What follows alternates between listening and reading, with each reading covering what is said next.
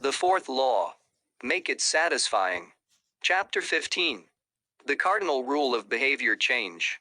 In the late 1990s, a public health worker named Stephen Luby left his hometown of Omaha, Nebraska, and bought a one-way ticket to Karachi, Pakistan. Karachi was one of the most populous cities in the world. By 1998, over 9 million people called it home. It was the economic center of Pakistan and a transportation hub, with some of the most active airports and seaports in the region. In the commercial parts of town, you could find all of the standard urban amenities and bustling downtown streets. But Karachi was also one of the least livable cities in the world. Over 60% of Karachi's residents lived in squatter settlements and slums. These densely packed neighborhoods were filled with makeshift houses cobbled together from old boards, cinder blocks, and other discarded materials.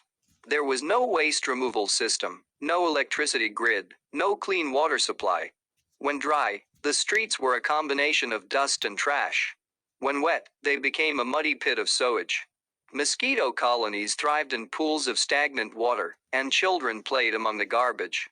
The unsanitary conditions lead to widespread illness and disease. Contaminated water sources caused epidemics of diarrhea, vomiting, and abdominal pain. Nearly one-third of the children living there were malnourished. With so many people crammed into such a small space, viruses and bacterial infections spread rapidly. It was this public health crisis that had brought Stephen Luby to Pakistan. Luby and his team realized that in an environment with poor sanitation, the simple habit of washing your hands could make a real difference in the health of the residents. But they soon discovered that many people were already aware that hand-washing was important. And yet, despite this knowledge, many residents were washing their hands in a haphazard fashion. Some people would just run their hands under the water quickly. Others would only wash one hand. Many would simply forget to wash their hands before preparing food. Everyone said hand washing was important, but few people made a habit out of it. The problem wasn't knowledge. The problem was consistency. That was when Luby and his team partnered with Procter & Gamble to supply the neighborhood with Safeguard soap. Compared to your standard bar of soap, using Safeguard was a more enjoyable experience. In Pakistan, Safeguard was a premium soap, Luby told me. The study participants commonly mentioned how much they liked it. The soap foamed easily, and people were able to lather their hands with suds. It smelled great. Instantly, hand-washing became slightly more pleasurable. I see the goal of hand-washing promotion not as behavior change, but as habit adoption, Luby said. It is a lot easier for people to adopt a product that provides a strong positive sensory signal. For example, the mint taste of toothpaste, than it is to adopt a habit that does not provide pleasurable sensory feedback, like flossing one's teeth. The marketing team at Procter & Gamble talked about trying to create a positive hand-washing experience. Within months, the researchers saw a rapid shift in the health of children in the neighborhood. The rate of diarrhea fell by 52%, pneumonia by 48%, and impetigo, a bacterial skin infection, by 35%. The long-term effects were even better. We went back to some of the households in Karachi 6 years after, Luby told me. Over 95% of households who had been given the soap for free and encouraged to wash their hands had a hand-washing station with soap and water available when our study team visited. We had not given any soap to the intervention group for over 5 years, but during the trial they had become so habituated to wash their hands that they had maintained the practice. It was a powerful example of the fourth and final law of behavior change. Make it satisfying. We are more likely to repeat a behavior when the experience is satisfying. This is entirely logical. Feelings of pleasure, even minor ones like washing your hands with soap that smells nice and lathers well, are signals that tell the brain, "This feels good. Do this again, next time." Pleasure teaches your brain that a behavior is worth remembering and repeating. Take the story of chewing gum. Chewing gum had been sold commercially throughout the 1800s, but it wasn't until Wrigley launched in 1891 that it became a worldwide habit. Early versions were made from relatively bland resins, chewy, but not tasty. Wrigley revolutionized the industry by adding flavors like spearmint and juicy fruit, which made the product flavorful and fun to use. Then they went a step further and began pushing chewing gum as a pathway to a clean mouth. Advertisements told readers to refresh your taste. Tasty flavors and the feeling of a fresh mouth provided little bits of immediate reinforcement and made the product satisfying to use. Consumption skyrocketed, and Wrigley became the largest chewing gum company in the world. Toothpaste had a similar trajectory. Manufacturers enjoyed great success when they added flavors like spearmint, peppermint, and cinnamon to their products. These flavors don't improve the effectiveness of toothpaste. They simply create a clean mouthfeel and make the experience of brushing your teeth more pleasurable. My wife actually stopped using Sensodyne because she didn't like the aftertaste. She switched to a brand with a stronger mint flavor, which proved to be more satisfying. Conversely, if an experience is not satisfying, we have little reason to repeat it. In my research, I came across the story of a woman who had a narcissistic relative who drove her nuts. In an attempt to spend less time with this egomaniac, she acted as dull and as boring as possible whenever he was around. Within a few encounters, he started avoiding her because he found her so uninteresting. Stories like these are evidence of the cardinal rule of behavior change. What is rewarded is repeated. What is punished is avoided. You learn what to do in the future based on what you were rewarded for doing, or punished for doing, in the past. Positive emotions cultivate habits. Negative emotions destroy them. The first three laws of behavior change: make it obvious, make it attractive, and make it easy increase the odds that a behavior will be performed this time. The fourth law of behavior change: make it satisfying increases the odds that a behavior will be repeated next time.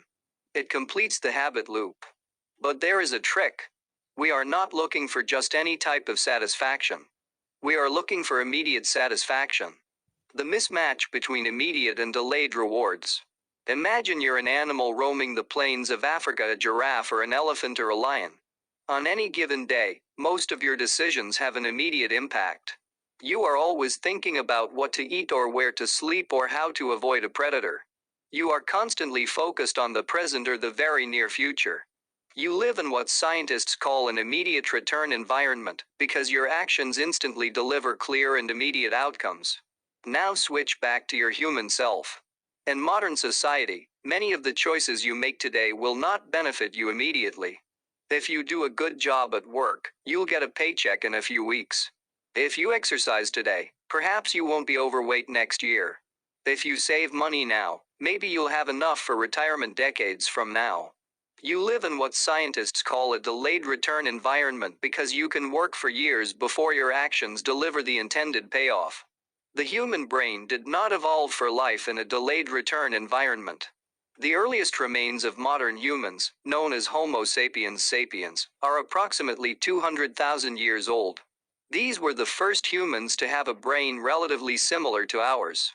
In particular, the neocortex, the newest part of the brain and the region responsible for higher functions like language, was roughly the same size 200,000 years ago as today. You are walking around with the same hardware as your Paleolithic ancestors. It is only recently, during the last 500 years or so, that society has shifted to a predominantly delayed return environment. Compared to the age of the brain, modern society is brand new. In the last 100 years, we have seen the rise of the car, the airplane, the television, the personal computer, the internet, the smartphone, and beyonce. The world has changed much in recent years, but human nature has changed little. Similar to other animals on the African savanna, our ancestors spent their days responding to grave threats, securing the next meal, and taking shelter from a storm. It made sense to place a high value on instant gratification. The distant future was less of a concern. And after thousands of generations in an immediate return environment, our brains evolved to prefer quick payoffs to long-term ones. Behavioral economists refer to this tendency as time inconsistency. That is, the way your brain evaluates rewards is inconsistent across time. You value the present more than the future. Usually, this tendency serves us well. A reward that is certain right now is typically worth more than one that is merely possible in the future. But occasionally, our bias toward instant gratification causes problems.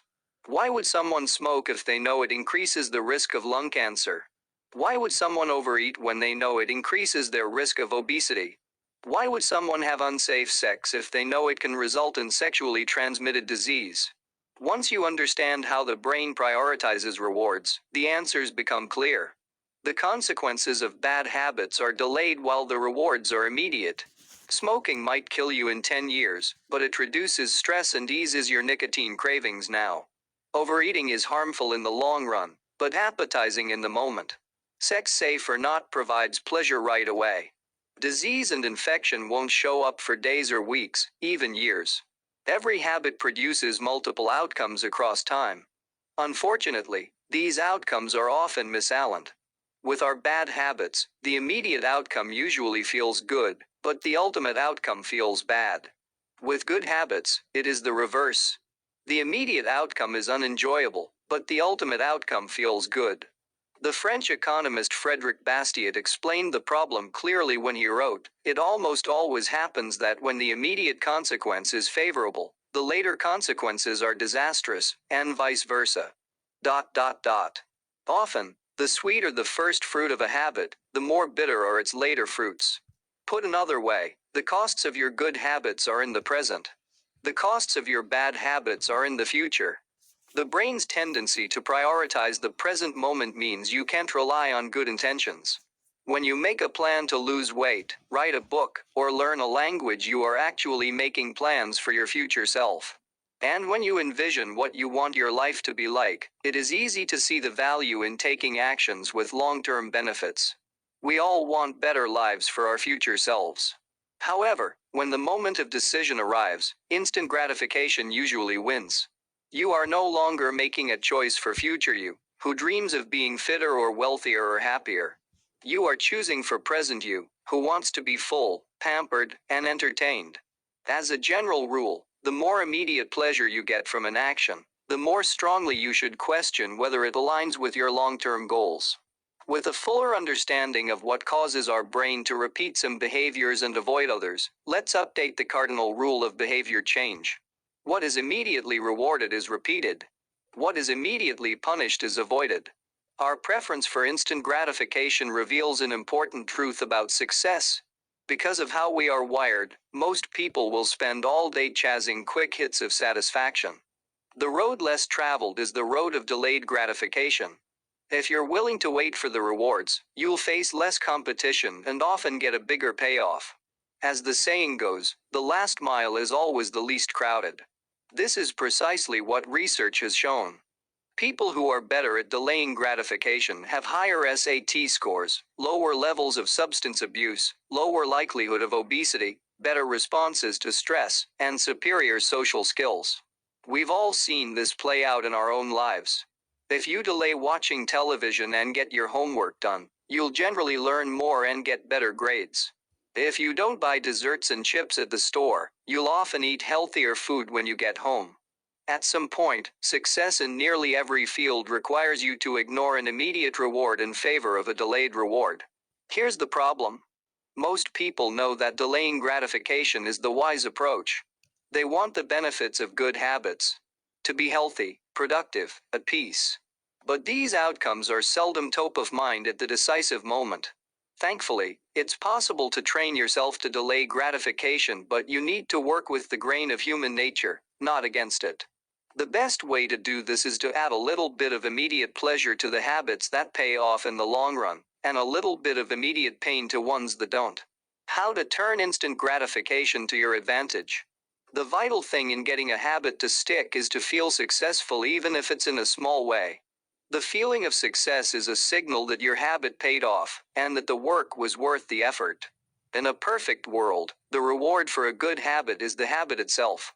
In the real world, good habits tend to feel worthwhile only after they have provided you with something. Early on, it's all sacrifice. You've gone to the gym a few times, but you're not stronger or fitter or faster, at least, not in any noticeable sense. It's only months later, once you shed a few pounds or your arms gain some definition, that it becomes easier to exercise for its own sake. In the beginning, you need a reason to stay on track. This is why immediate rewards are essential. They keep you excited while the delayed rewards accumulate in the background. What we're really talking about here when we're discussing immediate rewards is the ending of a behavior. The ending of any experience is vital because we tend to remember it more than other phases. You want the ending of your habit to be satisfying. The best approach is to use reinforcement, which refers to the process of using an immediate reward to increase the rate of a behavior. Habit stacking, which we covered in Chapter 5, ties your habit to an immediate cue, which makes it obvious when to start. Reinforcement ties your habit to an immediate reward, which makes it satisfying when you finish. Immediate reinforcement can be especially helpful when dealing with habits of avoidance, which are behaviors you want to stop doing. It can be challenging to stick with habits like no frivolous purchases or no alcohol this month, because nothing happens when you skip happy hour drinks or don't buy that pair of shoes. It can be hard to feel satisfied when there is no action in the first place. All you're doing is resisting temptation, and there isn't much satisfying about that. One solution is to turn the situation on its head. You want to make avoidance visible. Open a savings account and label it for something you want, maybe leather jacket. Whenever you pass on a purchase, put the same amount of money in the account. Skip your morning lat? Transfer $5. Pass on another month of Netflix? Move $10 over.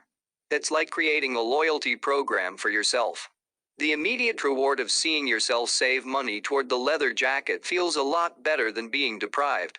You are making it satisfying to do nothing. One of my readers and his wife used a similar setup. They wanted to stop eating out so much and start cooking together more. They labeled their savings account trip to Europe. Whenever they skipped going out to eat, they transferred $50 into the account. At the end of the year, they put the money toward the vacation. It is worth noting that it is important to select short-term rewards that reinforce your identity, rather than ones that conflict with it. Buying a new jacket is fine if you're trying to lose weight or read more books, but it doesn't work if you're trying to budget and save money.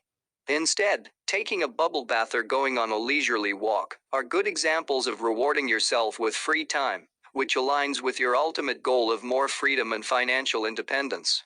Similarly, if your reward for exercising is eating a bowl of ice cream, then you're casting votes for conflicting identities, and it ends up being a wash. Instead, maybe your reward is a massage, which is both a luxury and a vote toward taking care of your body. Now the short-term reward is aligned with your long-term vision of being a healthy person.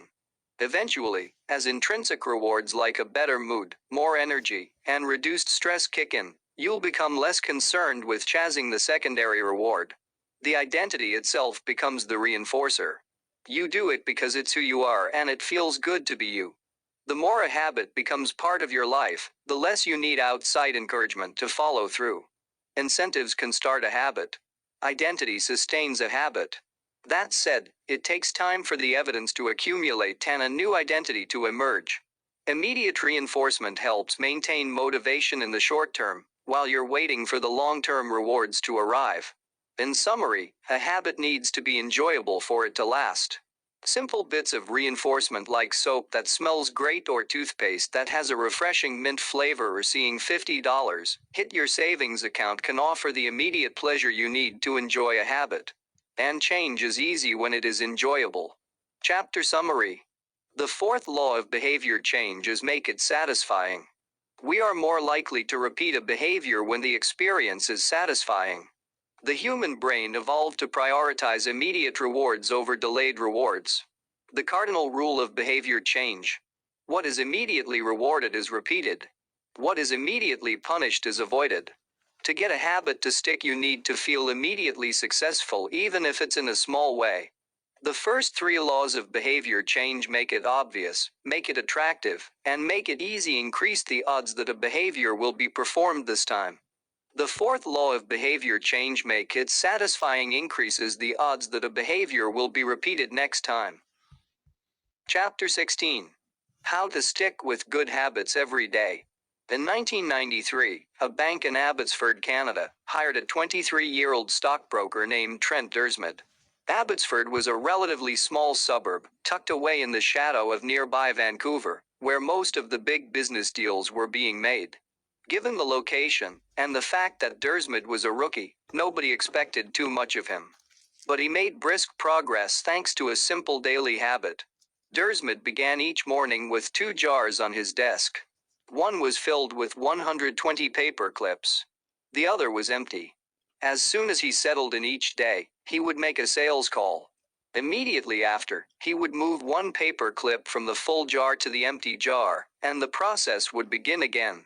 Every morning I would start with 120 paper clips in one jar, and I would keep dialing the phone until I had moved them all to the second jar, he told me. Within 18 months, Dersmid was bringing in $5 million to the firm. By age 24, he was making $75,000 per year, the equivalent of $125,000 today. Not long after, he landed a 6-figure job with another company. I like to refer to this technique as the paperclip strategy, and, over the years, I've heard from readers who have employed it in a variety of ways. One woman shifted a hairpin from one container to another whenever she wrote a page of her book.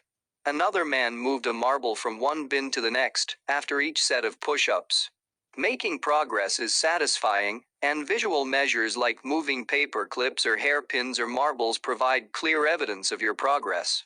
As a result, they reinforce your behavior and add a little bit of immediate satisfaction to any activity. Visual measurement comes in many forms: food journals, workout logs, loyalty punch cards, the progress bar on a software download, even the page numbers in a book. But perhaps the best way to measure your progress is with a habit tracker. How to keep your habits on track. A habit tracker is a simple way to measure whether you did a habit. The most basic format is to get a calendar and cross off each day you stick with your routine. For example, if you meditate on Monday, Wednesday, and Friday, each of those dates gets an X. As time rolls by, the calendar becomes a record of your habit streak. Countless people have tracked their habits, but perhaps the most famous was Benjamin Franklin. Beginning at age 20, Franklin carried a small booklet everywhere he went and used it to track 13 personal virtues. This list included goals like lose no time, be always employed in something useful, and avoid trifling conversation. At the end of each day, Franklin would open his booklet and record his progress. Jerry Seinfeld reportedly uses a habit tracker to stick with his streak of writing jokes. In the documentary Comedian, he explains that his goal is simply to never break the chain of writing jokes every day. In other words, he is not focused on how good or bad a particular joke is, or how inspired he feels. He is simply focused on showing up and adding to his streak. Don't break the chain is a powerful mantra. Don't break the chain of sales calls, and you'll build a successful book of business. Don't break the chain of workouts, and you'll get fit faster than you'd expect. Don't break the chain of creating every day, and you will end up with an impressive portfolio. Habit tracking is powerful because it leverages multiple laws of behavior change. It simultaneously makes a behavior obvious, attractive, and satisfying. Let's break down each one. Benefit 1. Habit tracking is obvious. Recording your last action creates a trigger that can initiate your next one. Habit tracking naturally builds a series of visual cues like the streak of X on your calendar, or the list of meals in your food log. When you look at the calendar and see your streak, you'll be reminded to act again. Research has shown that people who track their progress on goals like losing weight, quitting smoking, and lowering blood pressure are all more likely to improve than those who don't. One study of more than 1,600 people found that those who kept a daily food log lost twice as much weight as those who did not. The mere act of tracking a behavior can spark the urge to change it. Habit tracking also keeps you honest. Most of us have a distorted view of our own behavior. We think we act better than we do. Measurement offers one way to overcome our blindness to our own behavior and notice what's really going on each day. One glance at the paper clips in the container, and you immediately know how much work you have, or haven't, been putting in. When the evidence is right in front of you, you're less likely to lie to yourself. Benefit 2. Habit tracking is attractive. The most effective form of motivation is progress. When we get a signal that we are moving forward, we become more motivated to continue down that path. In this way, habit tracking can have an addictive effect on motivation. Each small win feeds your desire. This can be particularly powerful on a bad day. When you're feeling down, it's easy to forget about all the progress you have already made. Habit tracking provides visual proof of your hard work, a subtle reminder of how far you've come. Plus, the empty square you see each morning can motivate you to get started because you don't want to lose your progress by breaking the streak. Benefit 3. Habit tracking is satisfying. This is the most crucial benefit of all. Tracking can become its own form of reward. It is satisfying to cross an item off your to-do list, to complete an entry in your workout log, or to mark an X on the calendar. It feels good to watch your results grow, the size of your investment portfolio, the length of your book manuscript, and if it feels good, then you're more likely to endure. Habit tracking also helps keep your eye on the ball. You're focused on the process rather than the result. You're not fixated on getting six-pack abs, you're just trying to keep the streak alive and become the type of person who doesn't miss workouts. In summary, habit tracking, 1. Creates a visual cue that can remind you to act. 2. Is inherently motivating because you see the progress you are making and don't want to lose it. And 3. Feels satisfying whenever you record another successful instance of your habit. Furthermore, habit tracking provides visual proof that you are casting votes for the type of person you wish to become, which is a delightful form of immediate and intrinsic gratification. You may be wondering, if habit tracking is so useful, why have I waited so long to talk about it? Despite all the benefits, I've left this discussion until now for a simple reason. Many people resist the idea of tracking and measuring. It can feel like a burden because it forces you into two habits: the habit you're trying to build and the habit of tracking it. Counting calories sounds like a hassle when you're already struggling to follow a diet. Writing down every sales call seems tedious when you've got work to do. It feels easier to say, "I'll just eat less," or "I'll try harder," or "I'll remember to do it." People inevitably tell me things like, "I have a decision journal, but I wish I used it more." Or, "I recorded my workouts for a week, but then quit." I've been there myself. I once made a food log to track my calories. I managed to do it for one meal and then gave up. Tracking isn't for everyone, and there is no need to measure your entire life. But nearly anyone can benefit from it in some form, even if it's only temporary. What can we do to make tracking easier? First, whenever your Fitbit registers how many steps you take and how long you sleep. Your calendar records how many new places you travel to each year. Once you know where to get the data, add a note to your calendar to review it each week or each month, which is more practical than tracking it every day. Second, manual tracking should be limited to your most important habits. It is better to consistently track one habit than to sporadically track 10. Finally, record each measurement immediately after the habit occurs. The completion of the behavior is the cue to write it down. This approach allows you to combine the habit stacking method mentioned in Chapter 5 with habit tracking. The habit stacking plus habit tracking formula is: after current habit, I will track my habit. After I hang up the phone from a sales call, I will move one paper clip over. After I finish each set at the gym, I will record it in my workout journal. After I put my plate in the dishwasher, I will write down what I ate. These tactics can make tracking your habits easier. Even if you aren't the type of person who enjoys recording your behavior, I think you'll find a few weeks of measurements to be insightful.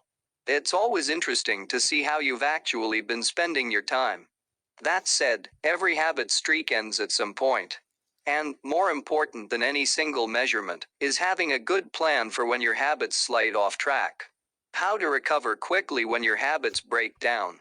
No matter how consistent you are with your habits, it is inevitable that life will interrupt you at some point. Perfection is not possible. Before long, an emergency will pop up, you get sick, or you have to travel for work, or your family needs a little more of your time. Whenever this happens to me, I try to remind myself of a simple rule: never miss twice. If I miss one day, I try to get back into it as quickly as possible. Missing one workout happens, but I'm not going to miss two in a row. Maybe I'll eat an entire pizza, but I'll follow it up with a healthy meal. I can't be perfect, but I can avoid a second lapse. As soon as one streak ends, I get started on the next one. The first mistake is never the one that ruins you. It is the spiral of repeated mistakes that follows. Missing once is an accident. Missing twice is the start of a new habit. This is a distinguishing feature between winners and losers. Anyone can have a bad performance, a bad workout, or a bad day at work. But when successful people fail, they rebound quickly. The breaking of a habit doesn't matter if the reclaiming of it is fast. I think this principle is so important that I'll stick to it, even if I can't do a habit as well or as completely as I would like. Too often, we fall into an all or nothing cycle with our habits. The problem is not slipping up. The problem is thinking that if you can't do something perfectly, then you shouldn't do it at all. You don't realize how valuable it is to just show up on your bad or busy days. Lost days hurt you more than successful days help you. If you start with $100, then a 50% gain will take you to $150. But you only need a 33% loss to take you back to $100. In other words, avoiding a 33% loss is just as valuable as achieving a 50% gain. As Charlie Munger says, the first rule of compounding: never interrupt it unnecessarily. This is why the bad workouts are often the most important ones. Sluggish days and bad workouts maintain the compound gains you accrued from previous good days. Simply doing something 10 squats, 5 sprints, a push-up, anything really is huge. Don't put up a zero. Don't let losses eat into your compounding. Furthermore, it's not always about what happens during the workout. It's about being the type of person who doesn't miss workouts. It's easy to train when you feel good, but it's crucial to show up when you don't feel like it, even if you do less than you hope. Going to the gym for 5 minutes may not improve your performance, but it reaffirms your identity. The all or nothing cycle of behavior change is just one pitfall that can derail your habits. Another potential danger, especially if you are using a habit tracker, is measuring the wrong thing. Knowing when, and when not, to track a habit. Say you're running a restaurant and you want to know if your chef is doing a good job. One way to measure success is to track how many customers pay for a meal each day. If more customers come in, the food must be good.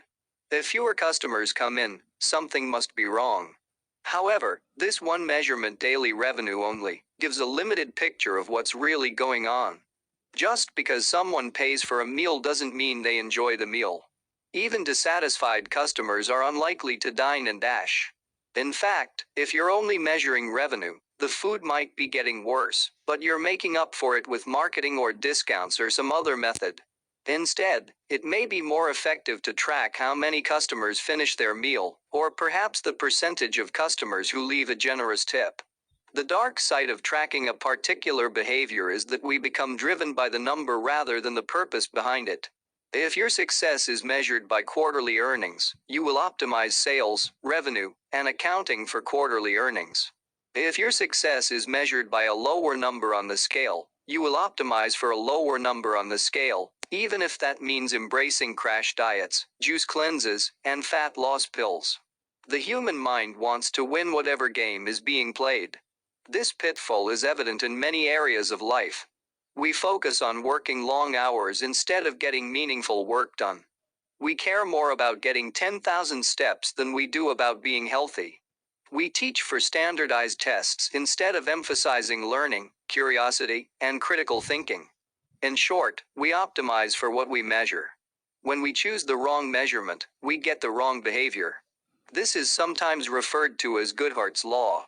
Named after the economist Charles Goodhart, the principle states, when a measure becomes a target, it ceases to be a good measure. Measurement is only useful when it guides you and adds context to a larger picture, not when it consumes you. Each number is simply one piece of feedback in the overall system. In our data-driven world, we tend to overvalue numbers and undervalue anything ephemeral, soft, and difficult to quantify. We mistakenly think the factors we can measure are the only factors that exist. But just because you can measure something doesn't mean it's the most important thing. And just because you can't measure something doesn't mean it's not important at all. All of this to say, it's crucial to keep habit tracking in its proper place. It can feel satisfying to record a habit and track your progress, but the measurement is not the only thing that matters. Furthermore, there are many ways to measure progress, and sometimes it helps to shift your focus to something entirely different. This is why non-scale victories can be effective for weight loss. The number on the scale may be stubborn, so if you focus solely on that number, your motivation will sag. But you may notice that your skin looks better, or you wake up earlier, or your sex drive got a boost. All of these are valid ways to track your improvement. If you're not feeling motivated by the number on the scale, perhaps it's time to focus on a different measurement one that gives you more signals of progress. No matter how you measure your improvement, habit tracking offers a simple way to make your habits more satisfying. Each measurement provides a little bit of evidence that you're moving in the right direction, and a brief moment of immediate pleasure for a job well done. Chapter Summary. One of the most satisfying feelings is the feeling of making progress. A habit tracker is a simple way to measure whether you did a habit, like marking an X on a calendar. Habit trackers and other visual forms of measurement can make your habits satisfying by providing clear evidence of your progress. Don't break the chain. Try to keep your habit streak alive. Never miss twice. If you miss one day, try to get back on track as quickly as possible. Just because you can measure something doesn't mean it's the most important thing. Chapter 17. How an accountability partner can change everything. Innocent death is blood on the White House carpet. It's reality brought home. When I suggested this to friends in the Pentagon, they said, "My God, that's terrible. Having to kill someone would distort the president's judgment. He might never push the button." Throughout our discussion of the fourth law of behavior change, we have covered the importance of making good habits immediately satisfying. Fisher's proposal is an inversion of the fourth law. Make it immediately unsatisfying. Just as we are more likely to repeat an experience when the ending is satisfying, we are also more likely to avoid an experience when the ending is painful. Pain is an effective teacher. If a failure is painful, it gets fixed. If a failure is relatively painless, it gets ignored. The more immediate and more costly a mistake is, the faster you will learn from it. Chapter 17. How an accountability partner can change everything. Innocent death is blood on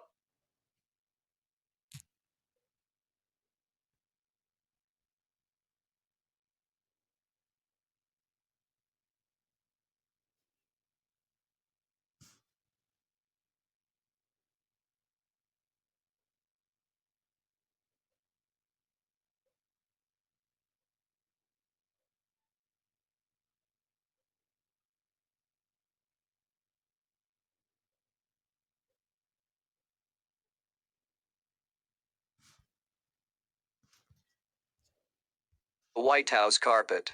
It's reality brought home. When I suggested this to friends in the Pentagon, they said, "My God, that's terrible. Having to kill someone would distort the president's judgment. He might never push the button." Throughout our discussion of the fourth law of behavior change, we have covered the importance of making good habits immediately satisfying. Fisher's proposal is an inversion of the fourth law. Make it immediately unsatisfying. Just as we are more likely to repeat an experience when the ending is satisfying, we are also more likely to avoid an experience when the ending is painful. Pain is an effective teacher. If a failure is painful, it gets fixed. If a failure is relatively painless, it gets ignored. The more immediate and more costly a mistake is, the faster you will learn from it. The threat of a bad review forces a plumber to be good at his job. The possibility of a customer never returning makes restaurants create good food. The cost of cutting the wrong blood vessel makes a surgeon master human anatomy and cut carefully. When the consequences are severe, people learn quickly. The more immediate the pain, the less likely the behavior. If you want to prevent bad habits and eliminate unhealthy behaviors, then adding an instant cost to the action is a great way to reduce their odds. We repeat bad habits because they serve us in some way, and that makes them hard to abandon. The best way I know to overcome this predicament is to increase the speed of the punishment associated with the behavior. There can't be a gap between the action and the consequences. As soon as actions incur an immediate consequence, behavior begins to change. Customers pay their bills on time when they are charged a late fee. Students show up to class when their grade is linked to attendance. We'll jump through a lot of hoops to avoid a little bit of immediate pain. There is, of course, a limit to this. If you're going to rely on punishment to change behavior, then the strength of the punishment must match the relative strength of the behavior it is trying to correct. To be productive, the cost of procrastination must be greater than the cost of action. To be healthy, the cost of laziness must be greater.